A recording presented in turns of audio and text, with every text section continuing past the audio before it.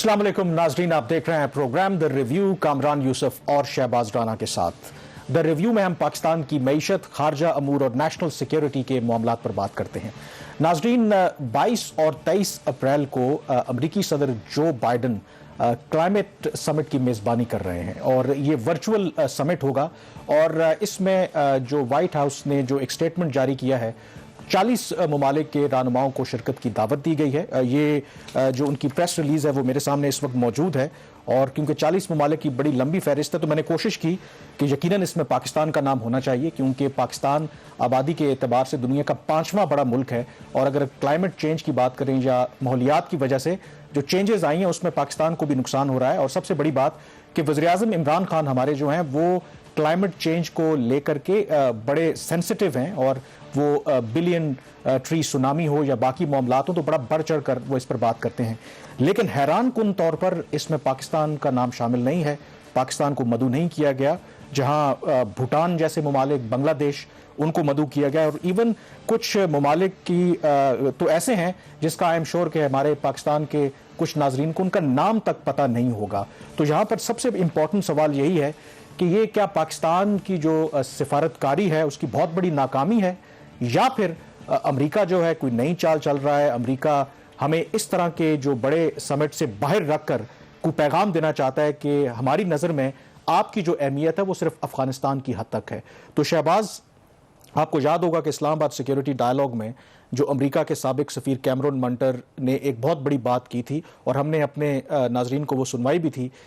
उनके मुताबिक कि अमेरिका की क़यादत की नज़र में अब पाकिस्तान की वो अहमियत नहीं रही जो कभी माजी में हुआ करती थी। तो मुझे लगता है कि उनके बयान को बड़ा सीरियस लेना चाहिए, क्योंकि इस समिट में पाकिस्तान को ना बुलाना, और ऐसा भी नहीं है कि फिजिकली वज़ीर-ए-आज़म इमरान खान को वहां पे जाने था, यहां पे सेटअप लगाना था, वर्चुअल मीटिंग थी। तो ये तो मुझे लगता है कि बहुत सेटबैक है पाकिस्तान के लिए। सवाल वापस थ्रो करता हूं, आप फॉरेन पॉलिसी एक्सपर्ट है, क्या हुआ है? देखिए, मेरे लिए बहुत हैरान कुन है कि ये क्या हुआ है, क्योंकि हर तरह से पाकिस्तान क्वालिफाई करता था, मतलब मेरिट के ऊपर भी, क्योंकि ये कहा जा रहा है कि 3 अगर क्राइटेरिया देखें कि एक, इसमें जो अमेरिका के इत्तेहादी थे उनको बुलाया गया है, तो पाकिस्तान किसी न किसी तरीके से इत्तेहादी तो है, अफगानिस्तान को ही ले लें। दूसरा कि जो मेजर पोल्यूटर्स हैं कंट्रीज, उनको बुलाया गया है। तीसरा, जो सबसे ज़्यादा इससे इफेक्ट हो रहे हैं। अगर आप दोनों कैटेगरीज को छोड़ भी दें तो तीसरी कैटेगरीज में पाकिस्तान आता है। तो मुझे तो लगता है कि मैं कम अज़ कम इसको ये कहूँगा कि हमारी सिफारतकारी की नाकामी है। उसकी वजह यह है कि ये इलेक्शन कैंपेन से पहले ही बाइडन बता चुके थे कि 2 समिट वो करवाएंगे, एक क्लाइमेट पर और एक डेमोक्रेसी पर। तो इसका मतलब है कि हमारे यहाँ वहाँ से कोशिश नहीं हुई। ऐसा नहीं है कि हमारे ना जाने से कोई बहुत बड़ा फर्क पड़ जाएगा, लेकिन ऑप्टिक्स क्या जा रही हैं कि हमारे वज़ीर-ए-आज़म को आपने दावत नहीं दी। और कंसिडरिंग द फैक्ट कि हमने पहले भी डिस्कस किया था कि हम एक जो रिलेशनशिप में रीसेट करने जा रहे हैं, उसमें क्लाइमेट चेंज जो है one of the key subject है, जो बाइडन इंतजामिया के साथ हम उठाना चाहते हैं। से भी आप इस चीज को देख सकते हैं। आप फॉरेन पॉलिसी एक्सपर्ट, आप इस चीज को बेहतर जानते हैं। लेकिन कल से मैं जो डिबेट को देख रहा हूँ ना, खासतौर पर सोशल मीडिया के ऊपर, इसको देखा जा रहा है कि वज़ीर-ए-आज़म इमरान खान साहब की कोई ज़ाती नाकामी है, ऐसा गालबन शायद ना हो। उसकी वजह यह है कि 2 तरीकों से उसको अगर आप देखें कि पाकिस्तान की दुनिया के अंदर अब क्या स्टैंडिंग है, अब क्या है, आज से 10-15 साल पहले क्या थी, और दूसरा पाकिस्तान की जो अलाइनमेंट है इन टर्म्स ऑफ उसके जो रिलेशनशिप विद चाइना है और ख़ित्ते के जो दूसरे ममालिक हैं उनके साथ क्या है। तो अगर आप इसको इस जाविये के साथ देखें तो आपको ओवरऑल जो पिक्चर है वो काफ़ी क्लियर होती नज़र आ रही है। इमरान खान साहब ने जो भी किया क्लाइमेट चेंज के लिए वो एक अलहदा चीज़ है, और उनकी जो एफर्ट्स हैं वो अपनी जगह पे हैं। वो 1 अरब वो दरख्त लगा सके या नहीं वो बात की बात है, but he has concerns for the climate change. आपने बात की पाकिस्तान किस हद तक इससे मुतासर होता है। जो एक ग्लोबल क्लाइमेट रिस्क इंडेक्स है जो एक जर्मन वॉच ऑर्गेनाइजेशन है वो करती है, 2019 की रिपोर्ट के मुताबिक पाकिस्तान इससे मुतासर होने वाला दुनिया का 8वां बड़ा मुल्क है। और अभी हालत ये है कि पाकिस्तान चूंकि एक एग्रीकल्चर कंट्री है, हमारी जो 45% आबादी है इसके ऊपर डिपेंडेंट है, और आपकी इकोनॉमी का 20% हिस्सा जो है वो एग्रीकल्चर से उसकी कॉन्ट्रीब्यूशन है। तो हम इफेक्ट तो हो रहे हैं, लेकिन अब इसको आपने देखना है रियलिस्टिक टर्म्स में, और रियलिस्टिक टर्म्स ये हैं कि यहाँ पे शायद वज़ीर आज़म इमरान खान होता या कोई और होता तो हमारे साथ हो सकता था यही सलूक हो। बिल्कुल आप सही कह रहे हैं, ये इसका किसी खास गवर्नमेंट से ताल्लुक नहीं है। मेरे ख्याल में जो मुझे भी लगता है कि शायद इस तरीके से जो बाइडन इंतजामिया है पाकिस्तान के ऊपर दबाव बढ़ाना चाहती है, वो चाहते हैं कि चीन से हम थोड़ा दूर हों। मेरे ख्याल में ये प्रेशर टैक्टिक भी हो सकती है, और उसकी सबसे बड़ी मिसाल ये है कि बाइडन को हल्फ लिए हुए 2 माह से ज़्यादा हो चुके हैं और अभी तक हमारे वज़ीर आज़म इमरान खान से उनका टेलीफोनिक रब्ता नहीं हुआ। अगर आप ट्रंप को देखें, जब 2016 में वो जीते थे, तो अगर आप रिकॉल करें तो उन्होंने ओथ लेने से पहले ही विद इन फ्यू वीक्स, उस वक्त वज़ीर आज़म थे नवाज शरीफ, उनसे टेलीफोनिक रब्ता किया था।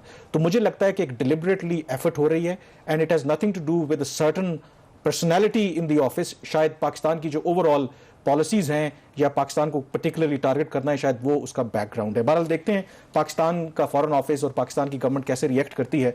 तो अब जरा फोकस फॉरेन पॉलिसी की बात कर रहे हैं। गुज़श्ता चंद दिनों में बहुत आम डेवलपमेंट्स हुई हैं पाकिस्तान और भारत के ताल्लुकात को लेकर के देखें तो एक जो चीज़ सामने आ रही है कि क्या एक दफ़ा फिर हम अमन की तरफ जा रहे हैं, तो क्या ये मौजूदा जो अमन की कोशिश है, क्या ये पिछली जो कोशिशें हैं उससे मुख्तलिफ होगी और हम जो हमारे देरीना मसाइल उनको हल कर पाएंगे। ये मेरे ख्याल में बहुत इंपॉर्टेंट है और बहुत कुछ इस वक्त हो रहा है इस वक्त। ये बात आपकी ठीक है कि ख़ासतौर पर पिछले 3 से 4 हफ्ते की जो डेवलपमेंट्स हैं वो इतनी फास्ट हो रही हैं।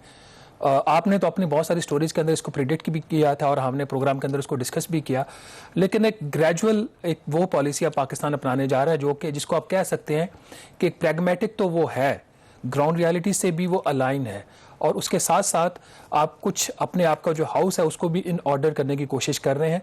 ये है तो 3 सादा अल्फाज, लेकिन इसके पीछे हर एक लफ्ज़ के पीछे एक कहानी है और वो कहानी हम पहले भी बता चुके हैं। अब इशू ये है कि हमेशा जब भी ऐसा होता है, और ये पहली दफ़ा नहीं हुआ, 90s के डेकेड्स में एफर्ट हुई, फिर पिछले जो डेकेड था उसके अंदर एफर्ट्स हुई, इवन कि इस टाइम भी इस ये वाला जो डेकेड है 2014 में हम बहुत करीब थे भारत को मोस्ट फेवर्ड नेशन का जो दर्जा देने के लिए तजारत के लिहाज से, कि उसका मतलब ये कि भारत को पाकिस्तान दुनिया के किसी भी मुल्क के बराबर ट्रीट करेगा और उसके खिलाफ कोई पाबंदियां तजारती नहीं लगाएगा। हम वो नहीं कर सके क्योंकि उस वक्त रियलाइजेशन नहीं थी, फिर डाउन लीग्स का वाक़या होता है, लेकिन अब शायद हम उसी तरफ बढ़ रहे हैं। बिल्कुल, और बहुत से लोगों के लिए शायद ये हैरान कुन होगा कि जिस तरीके से ताल्लुकात में आप कह लें कि एक ठहराव आ रहा है, लेकिन अगर आप देखें तो द रिव्यू के प्लेटफॉर्म से हमने इवन अक्टूबर में ये खबर भी ब्रेक की थी कि पाकिस्तान को जो मुख्तलिफ हमारे दोस्त हैं पाकिस्तान और भारत के, उनके ज़रिए पैगामात भिजवाए जा रहे हैं कि भारत री एंगेज करना चाहता है। तो ये प्रोसेस उस वक्त शुरू हुआ था। फिर पहली चेंज हमें तब नज़र आई कि जब फरवरी के पहले हफ्ते में army chief general Qamar Javed Bajwa ने एक इम्पॉर्टेंट स्टेटमेंट दी कि अब वक्त आ गया है कि जो दोस्ती है और अमन है उसको तमाम डायरेक्शंस पर फैलाया जाए। और उसके बाद हमने देखा 2-3 हफ्तों के बाद 25 फरवरी को DGMOs का टेलीफोनिक रब्ता होता है, हॉटलाइन जिसे कहते हैं, और उसके बाद एक जॉइंट स्टेटमेंट आती है जिसमें वो ये कहते हैं कि 2003 की जो सीज फायर है अब दोनों ममालिक उसकी पासदारी करेंगे। और उस वक्त से लेकर अब तक एक भी ऐसा वाकया नहीं हुआ सीज फायर के ऊपर। ये पहला मौका है कि गुज़श्ता 5-6 सालों में आपको तकरीबन 1 महीने में लाइन ऑफ कंट्रोल पे जो बंदूकें हैं वो खामोश नजर आती हैं। और उस वक्त भी शहबाज, हमने 27 फरवरी को जब प्रोग्राम किया था तो हमने बताया था कि ये जो लाइन ऑफ कंट्रोल पर सीज फायर का दोबारा दोनों ने आयादा किया है, ये इस हद तक महदूद नहीं है, बल्कि और भी स्टेप्स हम लेने जा रहे हैं और क्या अंडरस्टैंडिंग दोनों मुल्कों के दरमियान हुई है। पहले आइए वो सुनते हैं कि हमने 27 फरवरी को क्या कहा था। और अब हम आपके साथ ये एक्सक्लूसिव इंफॉर्मेशन भी शेयर कर रहे हैं कि ना सिर्फ दोनों मुल्कों ने लाइन ऑफ कंट्रोल और इंटरनेशनल बॉर्डर पर जंगबंदी का फैसला किया है, बल्कि जो इनकी बयानबाजी है दोनों मुल्कों के दरमियान गुज़श्ता 2 सालों में हमने देखा उसमें बहुत तेजी आई। तो अब दोनों ममालिक ने यह फैसला किया है कि माहौल को साजगार बनाने के लिए सरकारी सतह पर दोनों ममालिक कोशिश करेंगे कि वो एक दूसरे के खिलाफ जो बयानबाजी है उसकी शिद्दत में कमी लाएं। जी शहबाज, आपने देखा कि ये जब मैंने कहा था कि जी लाइन ऑफ कंट्रोल के अलावा दोनों मुल्कों के दरमियान बिहाइंड द सीन ये अंडरस्टैंडिंग हुई है कि आपने एक दूसरे के खिलाफ बयानबाजी नहीं करनी, और उसके बाद देखा हमारे वज़ीर आज़म इमरान खान ने मोदी साहब को हिटलर नहीं कहा, और मोदी साहब ने ऑन द कॉन्ट्ररी फिर पाकिस्तान डे के ऊपर एक ख़त भी लिखा हमें जिसमें नेक ख्वाहिशात का इजहार किया। और उसके बाद से आप देखें इवन के 2 रोज़ पहले ही जो इंडियन आर्मी चीफ है उनकी तरफ से भी बयान आया और उन्होंने कहा कि ये बहुत खुशाइंद बात है कि लाइन ऑफ कंट्रोल पर अब कोई सीज फायर की वायलेशन नहीं हो रही and it is a good ओमन। तो इसका मतलब ये है कि जैसे मैंने पहले भी कहा था कि ये बहुत सी चीज़ें बिहाइंड द सीन कई अरसे से चल रही हैं, और ये जो बिहाइंड द सीन एफर्ट्स हो रही हैं, मेरे ख्याल में कुछ और इकदाम भी दोनों मुल्क जल्दी लेने जा रहे हैं, जिसका हम आप नाज़रीन को भी बताएंगे। ये आप ठीक कह रहे हैं। इसमें गालबन आपको कुछ 2-3 मेजर डेवलपमेंट्स, खासतौर पर जो बायलैटरल ट्रेड है उसके ऊपर शायद कोई डेवलपमेंट्स हों, मे बी ग्रेजुअली हों। सिर्फ नाज़रीन के हम ये बताएं कि एक वर्ल्ड बैंक ने एक स्टडी की थी कामरान, आज से कोई 2 साल पहले, और उसका टाइटल था कि ग्लास हाफ फुल। उस वक्त जब पाकिस्तान की जो मौजूदा कशीदगी की एक लहर आई थी, उससे पहले पाकिस्तान और भारत की जो बाहमी तजारत थी उसका हजम था सिर्फ $2 अरब। और वर्ल्ड बैंक की रिपोर्ट के मुताबिक अगर दोनों ममालिक के दरमियान जो ताल्लुकात हैं वो नॉर्मल हो जाएं तो ये जो $2 अरब का हजम है ये $37 अरब तक बढ़ सकता है। आप अंदाजा लगाएं 15 गुना उसमें इजाफा हो सकता है। और ना सिर्फ ये कि उससे आपकी तजारत बढ़ेगी, जो खत्ते में ओवरऑल जो बायलैटरल ट्रेड होती है उसका हजम भी उसमें दुगना हो जाएगा, ओनली बिकॉज अभी वो नहीं हो रहा कि पाकिस्तान और भारत के दरमियान टेंशन। शायद हमारे जो फैसला करने वाले हैं कि इस पोटेंशियल को वो जानते हैं, क्योंकि उन्होंने कहा कि हमने अब जियो स्ट्रेटेजिक से जियो इकोनॉमिक की तरफ शिफ्ट होना है, तो वो तभी हो सकते हैं जब आप भारत के साथ ताल्लुकात बहाल होंगे। लेकिन सबसे बड़ी रुकावट आपको पता है कश्मीर है। लेकिन उससे पहले कि कश्मीर पर बात करें, कुछ और स्टेप्स मेरे ख्याल में जो हमारी जो सिफारती ज़राए से बात हुई है कि दोनों ममालिक आइंदा आने वाले दिनों में, हफ्तों में, महीनों में ले सकते हैं, वो ये है कि पाकिस्तान और भारत के दरमियान जो ताल्लुकात हैं, 5 अगस्त 2019 के बाद पाकिस्तान ने डाउनग्रेड कर दिए थे, मतलब अपना सफ़ीर वापस बुला लिया था, उनका सफ़ीर वापस भेज दिया था। तो ये तवक्को है कि शायद अगले मरहले में दोनों ममालिक जो हाई कमिश्नर्स हैं उनको दोबारा तैनात कर दें। शहबाज ने जिक्र किया कि जो बायलैटरल ट्रेड है वो भी मुअत्तल है दोनों मुल्कों के दरमियान, उसको बहाल किया जा सकता है। इसी तरह से एक बेहतर इन्वायरमेंट क्रिएट करने के लिए यह भी तजवीज़ ज़ेरे गौर है कि पाकिस्तान और भारत के दरमियान एक क्रिकेट सीरीज़ का इनेकाद भी करवाया जाए। और इससे बढ़कर इस साल के आखिर में कहा जा रहा है कि पाकिस्तान शंघाई कोऑपरेशन ऑर्गेनाइजेशन के ताउन से एक एक्सरसाइज करवा रहा है एंटी टेररिज्म के खिलाफ, जिसमें बाकी ममालिक भी तो शिरकत करेंगे। भारत भी क्योंकि SCO का मेंबर है, तो यह भी कहा जा रहा है कि अगर हालात सही रहे तो तारीख में पहली मरतबा पाकिस्तान और भारत, खास करके जो पाकिस्तानी जो भारतीय ट्रुप्स हैं, वो पाकिस्तान की सरजमीन पर आके इंसदाद दहशतगर्दी के हवाले से एक्सरसाइजेज भी कर सकते हैं। और एक और जो इंपॉर्टेंट एस्पेक्ट या डेवलपमेंट हो सकती है कि भारत बायकॉट खत्म कर सकता है कि सार्क समिट जो पाकिस्तान के अंदर होनी है, ये भी एक इंपॉर्टेंट चीज़ है। और तीसरा, पीपल टू पीपल कॉन्टैक्ट की अगर बात करें तो दोनों ममालिक जो हैं, जो मजहबी सयाहत है वो भी इफेक्टेड है इस टेंशन की वजह से, उसको भी बहाल कर सकते हैं। लेकिन सबसे इंपॉर्टेंट सवाल कि कश्मीर पर क्या होगा, क्या कश्मीर पर कोई ब्रेक थ्रू होगा, क्या हम बिहाइंड द सीन किसी रोड मैप के ऊपर बात कर रहे हैं, कुछ ऐसी इत्तलात भी हैं, शायद एक नए मैकेनिज्म की बात हो रही है। इन तमाम सवालात का हम जवाब लेने की कोशिश करेंगे इस ब्रेक के बाद, जब हमें दो एक इमिनेंट गेस्ट, एक पाकिस्तान से और एक भारत से ज्वाइन करेंगे।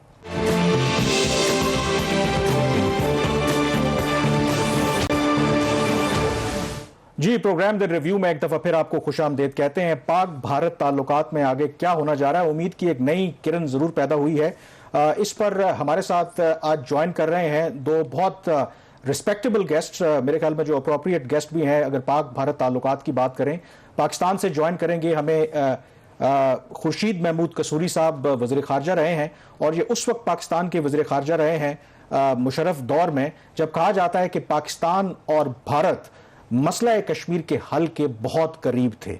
और भारत से हमें ज्वाइन करेंगे सुधिंद्रा कुलकर्णी, ये मुशीर रहे हैं, क्लोज एड रहे हैं साबिक भारतीय वज़ीर आज़म अटल बिहारी वाजपेयी के। 1999 में जब तारीखी दौरा हुआ बस के जरिए अटल बिहारी वाजपेयी पाकिस्तान आए तो कुलकर्णी साहब उनके साथ मौजूद थे। 2004 में जब सार्क समिट के लिए अटल बिहारी वाजपेयी पाकिस्तान आए उस वक्त भी कुलकर्णी साहब मौजूद थे। 2005 में जब एडवानी साहब पाकिस्तान आए तो उनके साथ ये मौजूद थे। और इन्होंने एक साउथ एशिया फोरम भी बना रखा है जिसका बुनियादी मकसद पाकिस्तान, भारत और चीन के दरमियान ताउन को फरोग देना है। तो अप्रोप्रिएट गेस्ट्स हैं, लेकिन प्रोग्राम का आगाज मैं करना चाहूंगा खुर्शीद कसूरी साहब से। खुर्शीद कसूरी साहब, जाहिर है कि पाक भारत ताल्लुकात की अगर बात करें तो आप काफी इसमें डायरेक्टली इन्वॉल्व रहे हैं। ये जो अभी मूव चली है दोनों मुल्कों के दरमियान, पहले 25 फरवरी को सीज फायर का ऐलान किया गया, फिर उसके बाद वाटर पानी के ऊपर मुज़ाकरात हुए और अब दोनों तरफ से मस्बत स्टेटमेंट्स आ रही हैं। क्या लगता है आपको कि क्या एक नया फेज शुरू होने वाला है दोनों मुल्कों के दरमियान जब पीस प्रोसेस की बात करें? देखिए, पीस प्रोसेस तो अभी जरा आगे की बात है। इसको मैं खैर वेलकम करता हूँ इस बात को। कि ये सीज फायर हुई है। दोनों तरफ बेचारे मासूम कश्मीरी जो है वो शहीद हो रहे थे, और ये एक अच्छी बात है कि सीज फायर हो गई है।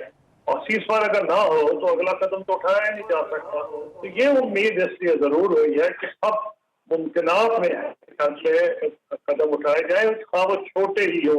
मतलब छोटे इकदाम में अब ये मुमकिन है कि हाई कमिश्नर लेवल पर जो डिप्लोमेटिक रिलेशनशिप है वो अपग्रेड कर दी जाए।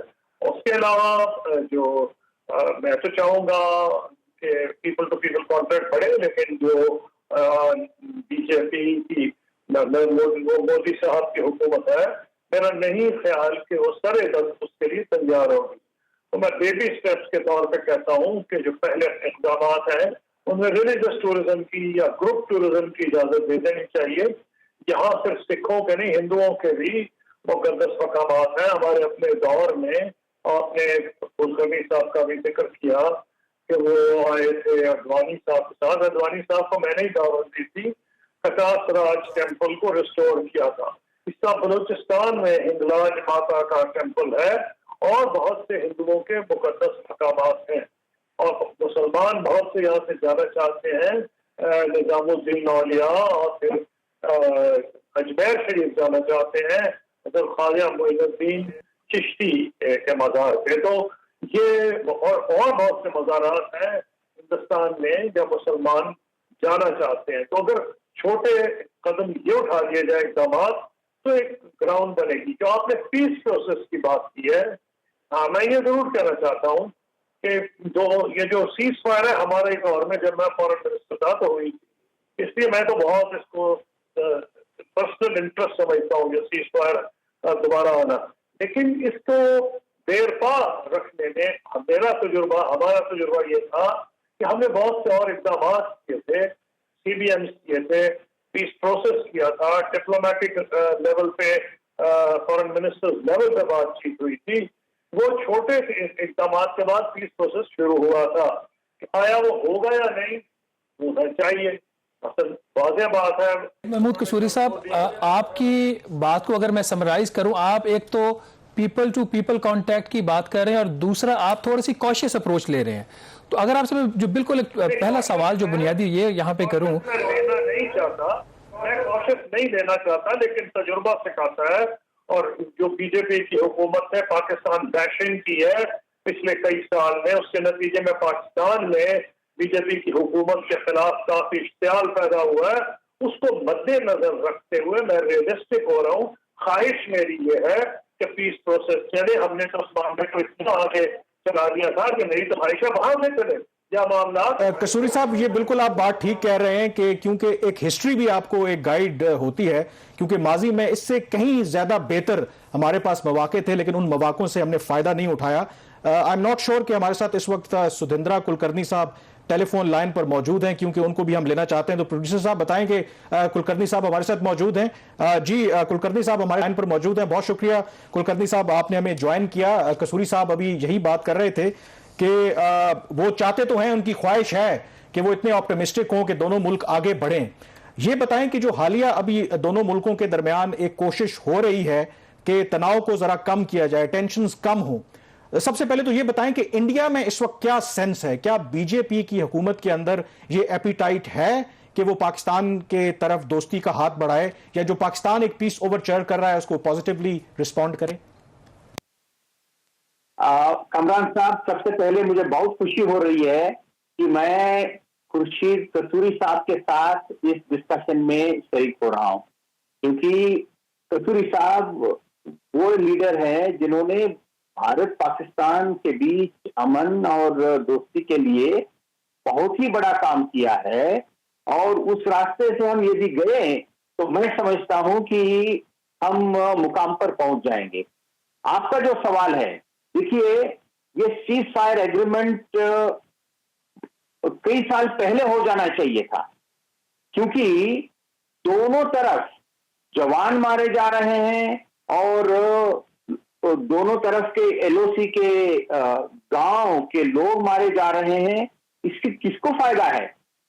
इससे ना भारत को कोई स्ट्रैटेजिक या टैक्टिकल एडवांटेज मिल रहा है, ना पाकिस्तान को। तो आखिरकार कुछ समझदारी आ गई है और ये सीज फायर एग्रीमेंट हुआ है, और हम दोनों मुल्कों के अवाम को चाहिए और लीडरान को चाहिए कि यह टेम्पररी ना रहे, यह परमानेंट हो जाए, परमानेंट सीज फायर। और आपका जो सवाल है, क्या भारत में एपेटाइट है? अवाम में, लोगों में तो बिल्कुल एपेटाइट है। अब बीजेपी गवर्नमेंट कितना कंसिस्टेंट रहेगी आगे जाने के लिए, कि हम कह नहीं सकते, क्योंकि उनकी जो डोमेस्टिक पॉलिटिक्स है वो कुछ अलग ही है, क्योंकि उनका जो डोमेस्टिक पॉलिटिक्स एंटी मुस्लिम और एंटी पाकिस्तान अब तक रहा है। अब इस लाइन से हट जाना, अब कथा कलामी होती है। आपने अभी कुलकर्णी साहब, अभी आपने जिक्र किया कि अवाम के अंदर, भारतीय अवाम के अंदर ये एपिटाइट है, लेकिन हमारे पास ज़ाहिर है कोई ऐसा पैमाना तो नहीं है कि अवाम वहां पे क्या चाहते हैं। लेकिन जो भारतीय मीडिया है, जो मेजॉरिटी हम भी उसको वॉच करते हैं, वहां पे तो बहुत सख्त एंटी पाकिस्तान सेंटिमेंट है। और भारतीय सहाफियों से अगर बात करें, वो कहते हैं कि हम तो वो बता रहे हैं जो आम आदमी की जो नुक्ता नजर है उसको रिफ्लेक्ट कर रहा है। तो अगर आम आदमी भारत में पाकिस्तान के साथ अमन चाहता है, तो भारतीय मीडिया ज्यादा पाकिस्तान के खिलाफ क्यों बात करता है फिर? देखिए, भारत की मीडिया जिस तरह से काम कर रहा है, ये जो देख रहे हैं उन सबको पता है। वो हमेशा जो लोगों की जो ख्वाहिश है उसको रिप्रेजेंट नहीं करता है, उसको रिफ्लेक्ट नहीं करता है। लेकिन मैं ये कहना चाहता हूं कि कल यदि मोदी साहब पाकिस्तान के साथ अमन करने का और दोस्ती बढ़ाने का काम करेंगे, तो कोई इसका ऑपोजिशन नहीं होगा, क्योंकि उनके साथ मैंडेट है। मोदी जी के पास पार्लियामेंट में जबरदस्त मैंडेट है, और ना मीडिया इसके खिलाफ बोल नहीं पाएगा, ना कोई और दूसरा कोई बोल नहीं पाएगा। महमूद कसूरी साहब, एक जो पाकिस्तान की हिस्टोरिकली अप्रोच रही है कि हम पहले कश्मीर के मसले को हल करके फिर आगे बढ़ना चाहते थे, और जबकि भारत का मौकिफ था कि पहले बाकी मामलात को हल करें, आहिस्ता आहिस्ता मुश्किल जो फैसले हैं वो बाद में करें, पहले तजारत करें और बाकी मामलात को हल करें। तो ये जो अभी एक आपको अपेरेंटली एक शिफ्ट लग रहा है, ये क्या पाकिस्तान की टैक्टिकल मूव है या स्ट्रेटेजिक मूव है कि जहां पे कश्मीर का मसला इवेंचुअली आखिर में जाके हल होता नजर आ रहा है और पहले सीज फायर हुआ और उसके बाद बाकी मामला तय पाएंगे? देखिए, दोनों ने प्री कंडीशन रखी हुई थी। भारत कहता था टेररिज्म और टॉप साथ साथ नहीं हो सकते। पाकिस्तान कहता था कि कश्मीरियों को जुल्म खत्म किए बगैर और कश्मीरियों बात किए बगैर बातचीत नहीं होगी। ये एक चीज तो ये है, लेकिन साथ साथ वैसे तो पाकिस्तान कहता है कि यूनाइटेड नेशन सिक्योरिटी काउंसिल के रेजोल्यूशन पे अमल दरामद होना चाहिए, और भारत कहता है कि सारा का सारा कश्मीर ही उसका है, क्योंकि महाराजा कश्मीर ने उनके हक में कर दिया था फैसला। लेकिन वो दूसरी बात है कि पाकिस्तान उसको नहीं मानता। लेकिन फैक्ट ये है कि 1950 से लेकर जितने पाकिस्तान और भारत के लीडर्स रहे हैं, पाकिस्तान में खास सिविलियन लीडरशिप थी या मिलिट्री के लीडर्स थे, सबने बातचीत की। भारत ने यह नहीं कहा कि सारा कश्मीर हमारा है, पाकिस्तान ने यह नहीं कहा हम तुमसे बात ही नहीं करेंगे, यूएन सिक्योरिटी काउंसिल रेजोल्यूशन पर बात करो। तो पॉइंट ये था कि दोनों तरफ प्रेगमेटिज्म था और दोनों बात करते थे, कश्मीर की भी और दीगर मामलात की भी, और भारत टेररिज्म की बात करता था तो पाकिस्तान भी इस पर बात करता था। इसलिए ये कहने की और बात है, लेकिन अब बात भी हो रही है, जैसे मैं आपको कह रहा था कि जो मैंने तो दोनों गवर्नमेंट से डील किया है, बीजेपी से भी और ये जो है कांग्रेस की भी। लेकिन ये जो मौजूदा बीजेपी की गवर्नमेंट है, इसमें इन्होंने, जैसे कल कुलकर्णी साहब सही कह रहे थे, इनका डोमेस्टिक एजेंडा है, यानी कि पाकिस्तान बैशिंग और मुस्लिम बैशिंग। लेकिन मैंने एक चीज नोट की है कि जो मौजूदा इलेक्शन हो रहे हैं 5 रियासतों में, और सबसे बड़ी रियासत मगरबी बंगाल है जो कि बड़ी अहमियत की काबिल रियासत है, उसमें पाकिस्तान का कोई जिक्र नहीं हो रहा। इसका मतलब यह है कि मोदी साहब ने अपनी पार्टी के लीडर्स को कहा है कि बावजूद इसके कि माजी में वो वोट लेते रहे हैं, पाकिस्तान को बुरा भला कह के, मुसलमानों को बुरा भला कह के, मुसलमानों पे भी शायद कम गुस्सा हो, लेकिन पाकिस्तान का जिक्र नहीं हो रहा। इसका मतलब यह है कि कुछ ना कुछ तो उन्होंने साहब यहां पर हमने ब्रेक लेनी है। आप बड़ा वैलिड पॉइंट यहां पर रेज कर रहे हैं। एक तरफ आपने बिल्कुल सही कहा कि ये जो वहां पर रियासती इंतखाबात हो रहे हैं वो यूजुअल जो पाकिस्तान बैशिंग है वो नहीं हो रही, तो दूसरी तरफ जो पाकिस्तान की क़यादत है खास करके वज़ीर-ए-आज़म इमरान खान वो भी अब भारतीय वज़ीर-ए-आज़म मोदी को काइज नहीं कर रहे। सवाल बुनियादी तौर पर यह है कि क्या ये सिर्फ एक हुस्न इत्तफाक है या पसे पर्दा बहुत कुछ चल रहा है जिसकी वजह से ये तमाम चीजें हमें नजर आ रही हैं। इस पर बात करेंगे हम ब्रेक के बाद। हमारे साथ मौजूद हैं कसूरी साहब और कुलकर्णी साहब भारत से। जी, ब्रेक के बाद एक दफा फिर आपको खुशामदीद कहते हैं। पाक भारत ताल्लुकात के हवाले से बात कर रहे हैं। पाकिस्तान से खुर्शीद कसूरी साहब हमें ज्वाइन कर रहे हैं और भारत से सुधिंद्रा कुलकर्णी हमारे साथ मौजूद हैं। तो कुलकर्णी साहब, ब्रेक से पहले भी एक पॉइंट उठाया कसूरी साहब ने कि जो वहां पर अभी इंतखाबात हो रहे हैं रियासती भारत के अंदर, उसमें पाकिस्तान बैशिंग नहीं हो रही। दूसरी तरफ अगर आप ये देखें तो पाकिस्तान के जो वज़ीर-ए-आज़म है या पाकिस्तान की तरफ से जो मोदी सरकार के खिलाफ बयानबाजी है उसमें भी हमें कमी देखने को मिल रही है। आप क्योंकि पास्ट में पीस प्रोसेस में इंगेज रहे हैं, क्या ये बगैर बैक चैनल डिप्लोमेसी के मुमकिन है? आपको लगता है कि कहीं ना कहीं पसे पर्दा दोनों ममालिक के दरमियान राबते हैं और ये उन्हीं का नतीजा है कि आपको एक तनाव में कमी नजर आती है? देखिए, आपने बिल्कुल सही फरमाया। मैं पाकिस्तान में कुछ बहुत ही एक नई सोच में देख रहा हूं, बहुत अच्छी सोच देख रहा हूं। और यदि भारत इसको पॉजिटिव रिस्पॉन्ड करेगा तो हम बहुत आगे जा पाएंगे। सबसे पहले आपके मिलिट्री चीफ जनरल बाजवा साहब ने जो कुछ बयान दिए हैं वो तो पढ़ने के बाद मुझे लगा कि ये तो स्टेटमेंट जैसे बात कर रहे हैं।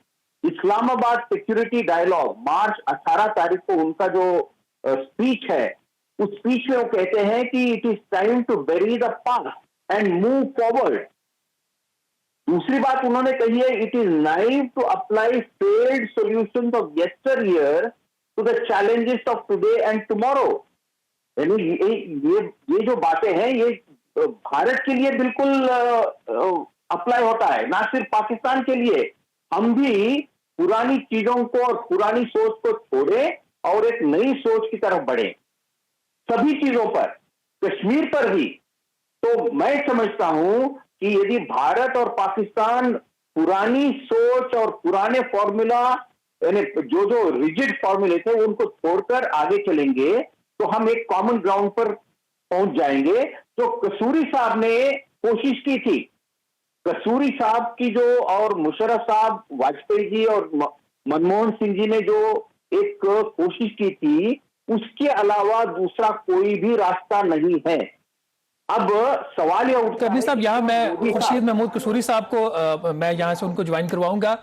कसूरी साहब, पाकिस्तान कंड्यूसिव एनवायरनमेंट की तो बात कर रहा है मामला को आगे बढ़ाने के लिए, लेकिन जो एक बुनियादी सवाल है वो हर पाकिस्तानी जिसका कश्मीर के साथ कोई ताल्लुक है वो ये सवाल पूछता है कि वज़ीर-ए-आज़म इमरान खान साहब की एक पोजीशन थी आर्टिकल 370 के हवाले से कि जब तक भारत उसको रिस्टोर नहीं करेगा मामला आगे नहीं बढ़ेंगे। तो अभी जितने भी पिछले 3 हफ्तों में मामला हुए हैं उसमें आर्टिकल 370 की किसी भी साइड से बात नहीं हुई। आप समझते हैं कि पाकिस्तान के लिए ये इस मौके पे एक वाइज मूव है कि इस मामले को अभी दबा रहने दें, या ये कि अब आर्टिकल 370 की बात नहीं हो सकती? देखिए, 2-3 चीजें समझने की जरूरत है और गौर से आप इसको समझें। पहली बात तो यह है कि पाकिस्तान का केस आर्टिकल 370 पे बेस्ड नहीं है। हमारा केस है United nation security council resolution पे, यानी जो हमारा लीगल लोकस स्टैंड है, हमारा जो कानूनी जवाब है, भारत का कानूनी जवाब वो कहता है कि महाराजा कश्मीर ने उनके हक में फैसला किया था। हमारा जो है वो यूएन सिक्योरिटी काउंसिल रेजोल्यूशन है। हमने ये नहीं, आर्टिकल 370 शेख अब्दुल्ला का और भारत की हुकूमत का पंडित जवाहरलाल नेहरू के नतीजे में मौजूदा वजूद में आया था। आर्टिकल 370 की अहमियत ये है कि कश्मीर के लोग, हाँ वो पाकिस्तान से इल्हाक चाहते थे या जिन्होंने भारत के आईन में रहते हुए काम करना शुरू किया था, जैसे पीडीपी या शेख अब्दुल्ला की पार्टी जो है, इन्होंने नेशनल कॉन्फ्रेंस ये जो थी ये आईन, भारत के आईन के तहत इलेक्शन में हिस्सा ले रही थी। इस इशू पे ये यूनाइटेड है जहां तक पाकिस्तान का मामला है, पाकिस्तान की एक ही शर्त होगी कि ह्यूमन राइट्स की सिचुएशन पहले बेहतर हो। अब मसला यह है कि जब आप छोटे कदम लेंगे, जिनको बेबी स्टेप्स कहा था, तो आपको मुश्किल सवालात का को फेस करना पड़ेगा। अगर आप मुश्किल सवालात पहले ही फेस आ जाए तो फिर तो आप आगे नहीं बढ़ेंगे। पाकिस्तान में कोई गवर्नमेंट पाकिस्तान के अवाम को कन्विंस नहीं कर सकती अगर कश्मीर में ह्यूमन राइट्स की मैसिव वायलेशन हो रही है। पहली बात तो यह है, तो भारत इसको तब्दील करे, चाहे ये पीछे से को कह रहा है या भारत की हुकूमत ने खुद फैसला किया है।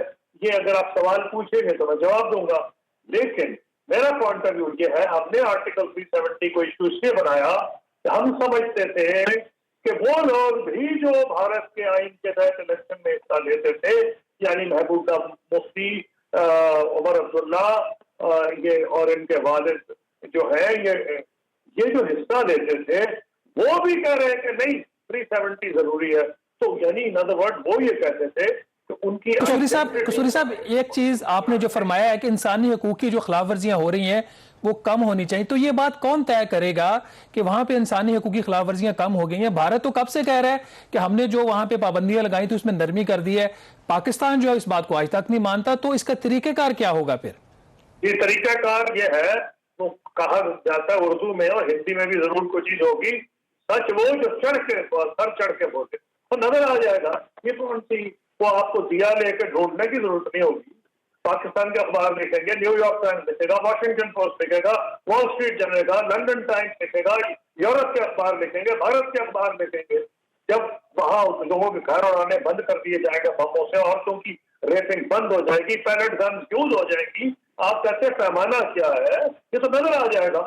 और मेरा ये ख्याल है कि कुछ ना कुछ पहले तो उन्होंने जो उसमें रिस्टोर किया 4G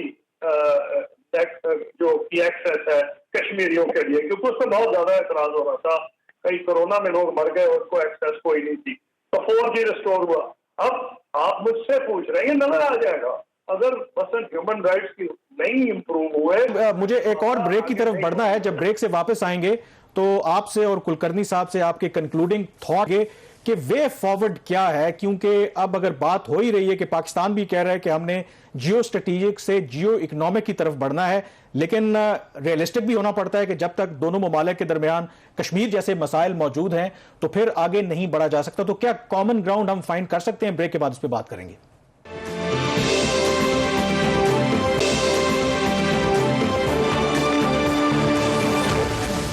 जी, ब्रेक के बाद एक दफा फिर आपको खुशामदीद कहते हैं। खुर्शीद कसूरी साहब और सुधिंद्रा कुलकर्णी साहब हमारे साथ मौजूद हैं और हम पाक भारत ताल्लुकात की बात कर रहे हैं। तो कुलकर्णी साहब, आप ब्रेक से पहले भी जिक्र कर रहे थे कि कॉमन ग्राउंड हो सकता है दोनों मुल्कों के दरमियान। कश्मीर की अगर बात करें, कोर इशू है, आपको लगता है कि जो भारतीय सरकार है, जो मोदी गवर्नमेंट है, वो उसके ऊपर कोई बड़ी कंसेशन दे सकती है, मसलन आर्टिकल 370 को रिस्टोर कर सकती है, या ऐसा एनवायरनमेंट क्रिएट कर सकती है कि वहां पर ह्यूमन राइट्स की जो सिचुएशन है वो बेहतर हो? और फिर वही वाली बात के जो माजी में मुशर्रफ दौर में एक 4 पॉइंट प्रपोजल पर बात हो रही थी, क्या वहां से डिस्कशंस दोबारा पिकअप हो सकती हैं? क्या लगता है आपको? कश्मीर में भारत की ओर से ह्यूमन राइट्स वायलेशन हुए हैं, इसको कोई भी डिनाई नहीं कर सकता है, और ये ह्यूमन राइट्स वायलेशन बंद होने चाहिए। ये हमारा एक मॉरल ड्यूटी है। ये इसलिए नहीं कि पाकिस्तान जोर लगा रहा है या पाकिस्तान डिमांड कर रहा है, ये तो हमें करना ही है, ये हमारी मॉरल कॉन्स्टिट्यूशनल ड्यूटी है। लेकिन साथ साथ मैं ये कहूंगा कि कश्मीर के मसले को हल करने के लिए हमें भारत पाकिस्तान के रिलेशंस को एक कॉम्प्रिहेंसिव ढंग से देखना पड़ेगा। और अभी जो कुछ नई सोच सामने आ रही है, ये मैं समझता हूं कि आगे चलकर कश्मीर के सवाल को भी हल करने में मदद होगी। फॉर एग्जाम्पल, जनरल बाजवा साहब ने इस इस्लामाबाद सिक्योरिटी डायलॉग में एक बहुत बड़ी बात कही है कि कनेक्टिविटी भारत और पाकिस्तान दोनों मुल्कों के लिए कनेक्टिविटी और इकोनॉमिक कोऑपरेशन ये बहुत जरूरी है। आपने जैसे कहा कि जियो स्ट्रेटेजिक कंसिडरेशन से जियो इकोनॉमिक कंसिडरेशन की ओर बढ़ना है। इससे दोनों मुल्कों का फायदा होगा।